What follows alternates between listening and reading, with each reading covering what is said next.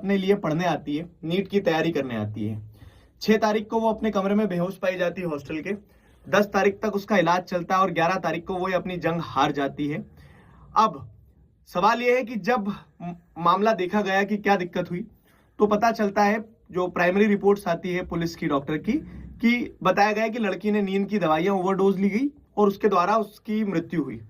पर जब पीड़िता के परिवार ने यह बताया कि उनकी बेटी इतनी आसानी से हार नहीं मानने वाली थी, उसके साथ कुछ गलत हुआ है, तो दबाव में रिपोर्ट्स निकल के आती है और उस पोस्टमार्टम की रिपोर्ट से पता चलता है कि उसके साथ हैवानियत हुई है, गैंग रेप हुआ है और उस कारण से उस बच्ची ने जो सपने लेके आई थी अपना दम तोड़ दिया। अब सवाल यह है कि जब दबाव बना, जब आवाज उठी, तब हमें लूपहोल समझ में आया कि सिस्टम के जो कि पुलिस के द्वारा, जो कि डॉक्टर्स के द्वारा जो लापरवाही बरती गई, उससे सिर्फ एक बेटी का सपना नहीं खत्म हुआ या फिर एक बेटी की जान नहीं गई है, ये मानवता के प्रति एक हैवानियत दर्शाती है। उस बच्ची को 6 तारीख से लेकर 10 तारीख तक अलग अलग हॉस्पिटल में ले जाया गया, अलग अलग हॉस्पिटल में ट्रांसफर करा गया। इस बीच में इतना इग्नोरेंस हुई है कि बोला ही नहीं गया, रेप के बारे में बात ही नहीं हुई। उनके जो परिजन थे, उनके जो माँ बाप थे, वो बार बार आके चाह रहे थे बात करें, लोगों को बताएं, थोड़ा प्रोटेस्ट करें, उनको भी दबाया गया। आखिरी में जब पोस्टमार्टम की रिपोर्ट आई तब पता चला कि ये गैंग रेप है। पहली बात हम ये करते हैं कि लड़कियों को वुमेन एम्पावरमेंट की बात करते हैं हम देश में, कि वुमेन एम्पावरमेंट होना चाहिए, लड़कियों को घर से बाहर निकलना चाहिए, घर के चूल्हे इन सब चीजों में नहीं लगना चाहिए, आगे बढ़ के काम करना चाहिए। चाहे एग्जाम्स की बात आए तो बड़े एग्जाम्स की तैयारी करनी चाहिए, बड़ी जॉब की तैयारी करनी चाहिए। कैसे कर लेगी तैयारी लड़की?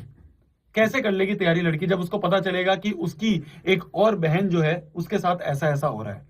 छोटे गांव की एक लड़की बड़े शहर में आती है, तैयारी करती है कि नीट की तैयारी करूंगी, बड़े सपने, नीट के बाद डॉक्टर बनूंगी, उसके साथ ऐसा होता है।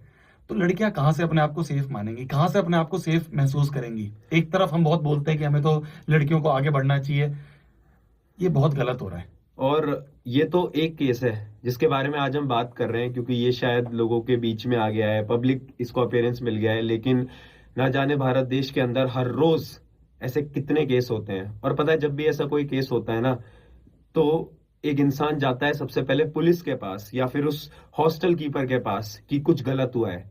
और जब ऐसे मामलों के अंदर ये पुलिस वाले, ये जो प्रशासन है, अगर यही मिली होगी तो फिर कभी जस्टिस मिल ही नहीं पाएगा ना।